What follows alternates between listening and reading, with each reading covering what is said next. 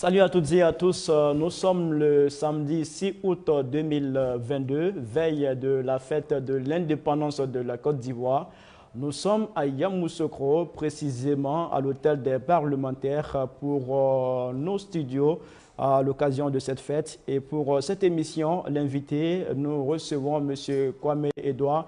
Il est le troisième adjoint au maire de la commune de Yamoussoukro. Bonjour, monsieur le maire. Bonjour. Merci d'avoir accepté notre invitation. Merci. Alors, ce 7 août, Yamoussoukro va abriter la cérémonie officielle de l'indépendance de la Côte d'Ivoire. Oui. En tant qu'autorité de cette localité, Oui. quel est le sentiment qui vous anime?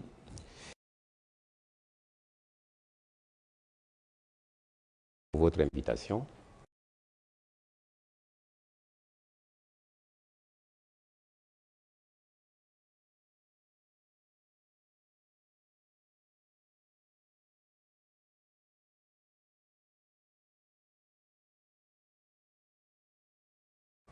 Et puis, vous me demandez mon sentiment. Mais c'est un sentiment de fierté en tant que fils de Yamoussoukro qui accueillons la fête nationale. Et à travers cette fierté, je voudrais d'abord remercier le président de la République, M. Alassane Ouattara. Vous savez, ça fait un bout de temps que les fêtes tournantes pour l'indépendance, ça n'a pas eu lieu. Tout s'est passé jusque-là à Abidjan. Et aujourd'hui, nous accueillons le président Alassane, son gouvernement, les anciens présidents de la République pour la manifestation de cette fête de liberté. Donc nous voulons le saluer. Nous sommes prêts. Nous attendons nos frères qui vont arriver de tous les horizons. Et ils seront les bienvenus et c'est à bras ouverts que nous allons les accueillir. Donc c'est un sentiment de fierté. D'accord. Alors, comment la mairie de Yamoussoukro intervient dans l'organisation de cet événement? Quelles sont les actions qui vous incombent? C'est nous qui recevons. Donc nous participons, il n'y a pas une partie qui nous est impartie, mais nous participons à toutes les démarches, à tout ce qu'il faut pour que cette fête-là puisse réussir. Donc l'embellissement, la propriété, l'organisation, l'accueil, la restauration, le transport. En un mot, nous participons à tout. Alors nous sommes arrivés à Yamoussoukro hier. Et on a entendu certaines personnes dire que la ville n'est pas suffisamment pavoisée. Est-ce que c'est le même constat que vous faites? Vous savez, nous, en tant qu'habitants, on ne demandera jamais assez. On aurait voulu que ça soit plus, mais je pense que ce matin, avant d'arriver ici, j'ai traversé la ville. Je pense qu'il y a suffisamment de drapeaux et ça donne l'allure d'une fête. Alors, comment vous pouvez expliquer cette insuffisance-là? C'est dû à quoi? Vous savez, l'œuvre humaine n'est jamais parfaite. Quel que soit ce qu'on va faire, il y aura toujours des impairs. Nous allons demander aux uns aux autres un peu de clémence, mais c'est demain que la fête va se passer. Je suis sûr qu'avant demain matin, il y aura encore d'autres améliorations. D'accord. Alors, depuis 1980, aucune ville de l'intérieur du pays n'a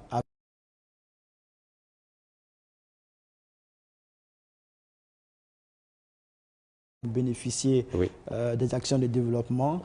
Qu'est-ce que l'avènement de cette fête, sinon la célébration de cette fête ici à Yamoussoukro, a apporté concrètement en termes d'infrastructure à Yamoussoukro? Oui, c'est vrai, vous étiez en train de dire que depuis 1980, il n'y a plus eu de fête tournante, c'est vrai. Mais il faut compter avec la crise économique.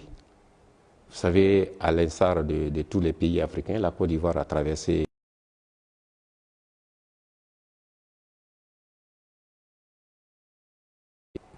avec les difficultés en 1984 des feux de brousse qui ont dévasté une bonne partie des plantations de cacao de la Côte d'Ivoire. Et donc, ça a obligé le gouvernement à arrêter un peu cette fête tournante-là. Mais aujourd'hui, nous accueillons, c'est un démarrage, mais le constat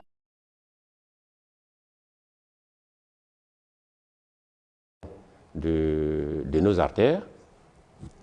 Il y a certains artères même qui nous allons demander au gouvernement de faire un effort pour nous aider à réhabiliter. Quand vous prenez un quartier comme Kekrenou, qui est aujourd'hui le quartier le plus peuplé de Yamoussoukro, quand vous prenez le quartier comme Morofé Extension, qu'on appelle les Bénézères, c'est des quartiers qui ont besoin de bitume. Les rues ont besoin de bitume de la ville. Mais nous sommes aujourd'hui satisfaits parce que je peux dire que 90% de nos rues qui étaient vraiment pris un état de dégradation très avancé, aujourd'hui ces rues-là sont réhabilitées. Est-ce que vous êtes en train de nous dire que Yamoussoukro n'a plus de problème en termes de route? Ah non, je n'ai pas dit que Yamoussoukro n'a plus de problème, au contraire. Yamoussoukro, c'est le développement de la vie de Yamoussoukro, le développement est galopant. Et donc, nous aurons toujours besoin, même au niveau de l'électrification, il y a des rues, comme on appelle des quartiers qui ne sont pas encore électrifiés. Donc, nous sommes satisfaits pour le moment, mais beaucoup reste à faire en matière d'infrastructure routière. Et c'est une première fois que Yamoussoukro accueille cette cérémonie. On parle de plus en plus de transfert de la capitale ici. Jusque-là, est-ce que vous avez le sentiment qu'il est effectif? Bon, on avait le sentiment d'être délaissé. Vous aviez? On avait le sentiment. Mais aujourd'hui, nous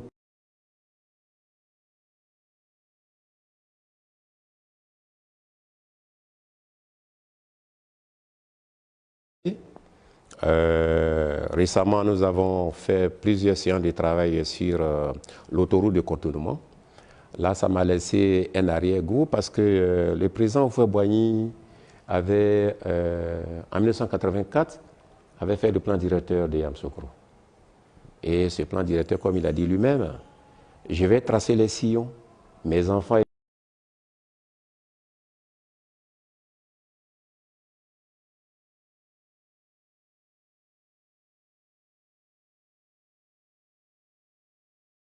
n'a pas été respecté comme il le fallait. Il y a eu une modification et ça donne l'impression de voir une autoroute de contournement, pour moi, dite une grande rue dans la ville de Yamoussoukro. Si on avait respecté l'ancien plan, on allait avoir véritablement une autoroute de contournement qui allait embellir encore la ville de Yamoussoukro. Donc nous pensons que le président Alassane va écouter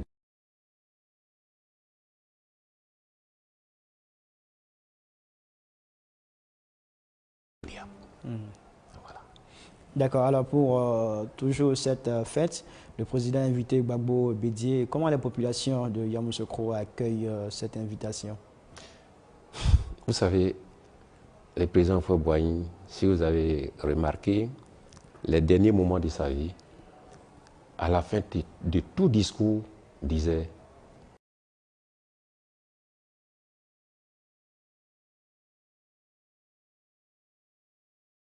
il ne peut pas avoir de paix. Sans paix, il ne peut pas avoir de développement. C'est vrai, l'histoire le dit, dans tous les pays du monde, il y a toujours eu un passé triste. Il y a eu des guerres et de tout genre. Mais nous n'allons pas nous attarder sur ça. Il faudrait qu'à un moment donné, nous tournons la page pour laisser un souvenir à nos enfants et à nos petits-enfants.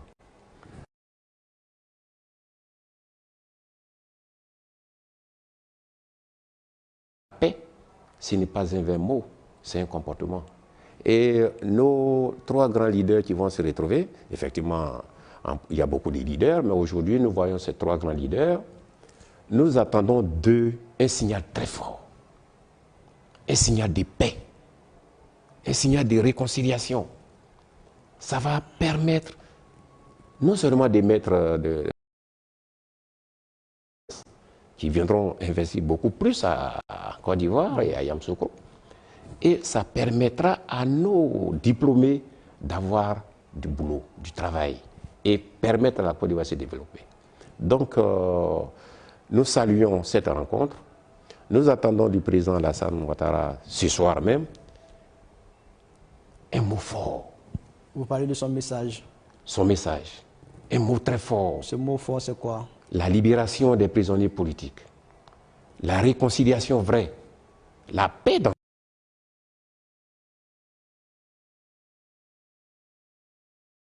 marée, mais les effets ne sont pas encore très palpables. Il faudrait que les politiciens posent des actes forts pour mettre le peuple en confiance. Qu'est-ce qu'il faut concrètement pour arriver à cette réconciliation? D'abord, libérer les prisonniers. Vous savez, un prisonnier, c'est aussi une main valable.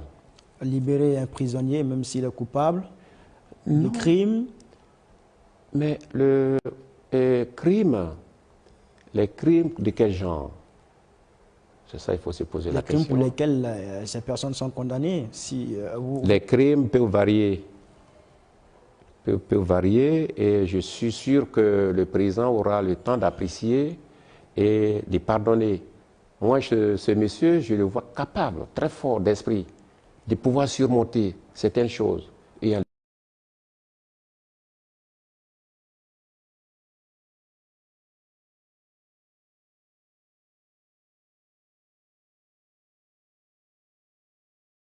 pour le développement. Il faut les libérer pour la paix.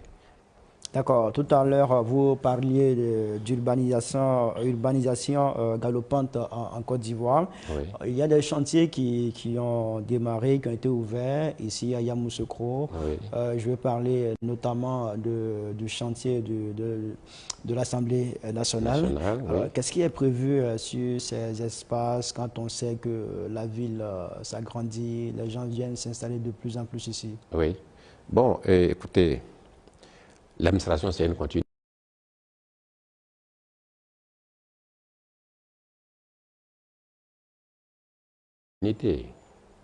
Vous savez, chaque gouvernement qui est mis en place a ses priorités. Mais nous sommes convaincus qu'à un moment donné, le gouvernement présent mettra ses travaux qui sont en essence en priorité. Parce qu'un palais, un projet de construction d'un palais, c'est pour des œuvres à long terme. La construction de l'Assemblée nationale, voyez-vous, M. Koné, c'est vrai, aujourd'hui, nous voulons tous aller à Abidjan, nous voulons rester à Abidjan. Mais est-ce que de vous à moi, aujourd'hui, Abidjan est bien placé pour être la capitale réelle, le lieu de concentration, de réflexion, de décision pour le développement de la Côte d'Ivoire? J'ai dit non. Il faut décanter Abidjan. Il faut que le transfert de la capitale soit effectif et que les gens, de manière très saine, à Yamoussoukro, puissent réfléchir au développement de notre pays. Donc, moi, je plaide pour la reprise des travaux de la construction de l'Assemblée nationale. Je plaide pour la reprise de la construction du palais. D'accord. Ouais. Alors, on va parler à présent de développement local. Nous sommes à quelques mois de la fin du mandat du maire actuel, M. Kwaku. Oui. Quelles sont les actions qui ont été menées depuis 2018 jusqu'à ce jour dans le sens de développer cette localité? Monsieur Koné, je ne vous apprends rien. Aujourd'hui, toutes les communes de Côte d'Ivoire ont des problèmes au point de vue financement. Quels sont les problèmes de Yamoussoukro? Mais les problèmes n'ont pas des moyens pour le développement, pour l'investissement. Nous avons tout juste des moyens pour payer le personnel, pour le fonctionnement. Mais le développement d'une mairie, d'une collectivité, c'est les investissements. Mais s'ils n'ont pas de moyens pour l'investissement, on ne peut pas évoluer. Vous avez besoin de combien? Vos besoins sont chiffrés à combien? Je voulais qu'on laisse cette phrase-là à nos techniciens, à nos financiers. Moi, je suis politique, de peur de me tromper. Donc, je pense que s'il nous est demandé, nos techniciens vont faire élaborer et mettre en place un travail cohérent pour qu'on puisse être efficace sur le terrain. Certes, vous avez des problèmes, mais cela ne vous a pas empêché de mener des actions. Vous avez posé des actions. Bien sûr, nous continuons avec nos petits moyens de construire des écoles, de construire des maternités, de construire des dispensaires, de donner des kits scolaires à nos enfants à chaque entrée, de faire des prises en charge pour nos enfants. Parce que, vous voyez, un pays qui ne forme pas, c'est un pays qui est appelé à disparaître. Il n'y a que l'intelligence qui peut faire développer un pays. Donc nous, la municipalité, nous mettons l'accent sur la formation et la santé. C'est vrai, il nous faut encore beaucoup de moyens parce qu'au point de vue sécurité, nous commençons à avoir beaucoup de problèmes au niveau de Yamoussoukro. Cela est dû à quoi, à votre avis? Notre avis, c'est que la police n'a pas de moyens. La sécurité n'a pas de moyens. Une police, pour qu'elle soit efficace, il faudrait qu'elle soit mobile. Pour qu'elle soit mobile, il faudrait qu'elle ait des véhicules, du carburant. Et les personnels, je pense que ça va, mais les deux facteurs là sont des facteurs limitants. À tel point que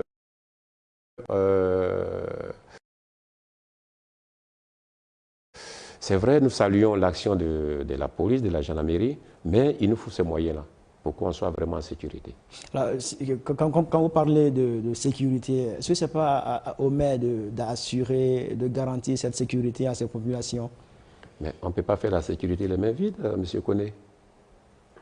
Je vous disais tantôt des moyens. Si on n'a pas de carburant, si on n'a pas de véhicules, peut-être que la sécurité, quelle que soit notre bonne volonté, c'est de garantir peut-être pour 2 ou 5 ou une dizaine d'habitants et le reste. Yamoussoukro, aujourd'hui, nous sommes à plus de 200 000 habitants. Le budget de fonctionnement de la mairie de Yamoussoukro s'élève à combien? Il n'est pas de mon ressort de le dire. Il n'est pas de votre ressort? Non. D'accord. Où est-ce que Yamoussoukro, la mairie de Yamoussoukro tire ses ressources pour faire fonctionner la commune? D'abord, nous bénéficions d'une grande subvention de l'État. Je peux dire plus que 50%. Et puis, il y a des collectes.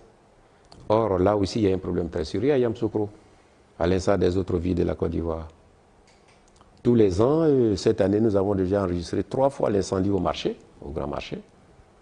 Donc, nous n'avons pas de marché. Et s'il n'y a pas de marché, les commerçants ne pourront pas les encadrer. Vous attendez l'État pour construire mais nous sommes ce marché-là mais encore? bien sûr, nous sommes une collectivité décentralisée. Nous dépendons de l'État. Nous n'avons pas d'usine à Yamoussoukro. C'est l'État qui peut mettre les infrastructures de base et nous exploitons pour l'amélioration. Voilà. L'État doit nous aider. L'État doit nous aider à construire le marché. L'État doit nous aider à construire l'abattoir. Et puis l'État nous confie la gestion pour qu'on puisse améliorer. Alors, monsieur le maire, quand Oui. on vous entend parler, on a l'impression que la mairie de Yamoussoukro est complètement abandonnée par l'État du Côte d'Ivoire. Je n'ai pas dit ça. Je n'ai pas dit, je disais tantôt dans mon introduction que nous traversons une crise. Et donc, selon les moyens de l'État, l'État nous aide, mais nous sommes convaincus que l'État peut faire plus. Et donc, nous demandons à l'État, nous demandons au président Lassane, c'est chez lui, les filles de Yamoussoukro, qui viennent construire sa ville, qui viennent construire le marché, un marché à la hauteur de la capitale de la Côte d'Ivoire, un abattoir à la dimension de la capitale de la Côte d'Ivoire, et puis bon voilà, on peut aller de l'avant. Est-ce que vous pensez que si le maire de Yamoussoukro, le maire actuel, il est PDCI, est-ce que vous pensez que s'il était au RHDP, ces problèmes que vous évoquez n'allaient pas exister à Yamoussoukro? Moi, je ne pense pas comme ça. Vous savez, les structures comme les mairies, comme les conseils régionaux, c'est des structures techniques de développement. Ça, à mon sens. Donc, on n'a pas besoin de coloration politique. D'ailleurs, en notre sein, dans les conseils municipaux de Yamoussoukro, il y a tous les partis. Il y a le RHDP, il y a le PDCI, il y a le FPI et tout et tout. Donc, moi, je ne vois pas coloration politique, mais je vois mise en disponibilité des moyens pour le développement. Parce qu'à Yamoussoukro, il n'y a pas que des PDCistes qui vivent ici. Il y a nos frères du RDR, du RHDP, du FP qui vivent ici. Quand on construit une école, ce n'est pas un enfant du PDCI qui rentre à l'école, dans cette école. C'est vrai que c'est les enfants de tout le monde. C'est vrai qu'il n'y a pas que des pro-RHDP ou PDCI qui vivent ici. Oui. Le constat est que la commune est dirigée par un militant, un cadre du PDCI. Quand on sait l'importance de cette commune, Yamoussoukro, elle est beaucoup stratégique. Beaucoup de partis politiques veulent contrôler cette commune. Vous savez, nous voyons un peu mal la démocratie, à mon sens, pour le moment. Ce n'est pas le parti.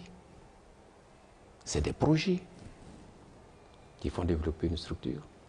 Si on veut voir le président, il a une coloration politique, mais il dirige le pays.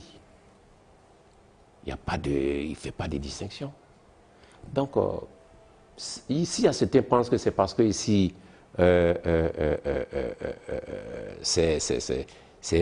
le PDCI qui dirige, comme on appelle, Yamoussoukro, qu'on n'a pas de moyens. En ce moment-là, revenons à l'ancien système, le parti unique. Oui, parce que pour qu'un pays, une ville puisse bénéficier des faveurs de gouvernement, qui est peut-être d'une autre coloration politique, alors nous allons tous, dans ce parti, ça devient un parti unique. Alors qu'en 90, qu'est-ce qu'on a vécu? Il y avait la démocratie, mais on a dit que c'était un parti unique, donc il fallait qu'il y ait le multipartisme. Mais alors, donc, en nous comportant de cette manière, on est en train de reculer encore au parti unique. Alors moi, je dis, je ne m'inscris pas dans ça. Que vous soyez RHDP, maire d'une commune, vous devez travailler, vous devez avoir les moyens au même titre qu'un autre qui est d'une autre partie, et nous avançons. D'accord. Voilà. L'année prochaine, oui. C'est l'élection, sinon les élections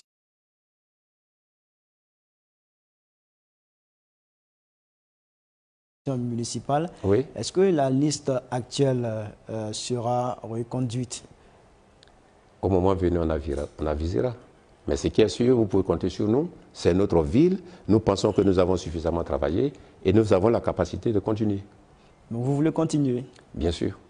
D'accord. Vous avez parlé tout à l'heure de décentralisation. Oui. On sait qu'en juin 2021, le président Alassane Ouattara a créé des districts. Oui. Et le ministre, sinon le gouverneur Augustin Thiam est devenu ministre-gouverneur. Oui. Est-ce qu'on parle de conflit d'intérêts entre le district et la mairie? Qu'est-ce qu'il en est aujourd'hui? Bon, moi je pense que on peut résoudre tous les problèmes. Donc il y a problème. Pourvu qu'on s'asseye... il y a problème. Il n'y a pas de problème en tant que tel. C'est des petits détails de gestion qu'il faut voir, faire des petits réglages. Et puis, voyez-vous, Thiam, c'est un fils de Yamoussoukro. Il est un fils de Yamoussoukro. Pourquoi est-ce qu'il va s'opposer à un développement? Le maire actuel, c'est un fils de Yamoussoukro. Moi-même, je suis un fils de Yamoussoukro. Pourquoi est-ce que je vais aller contre Thiam ou bien je vais m'opposer à un développement?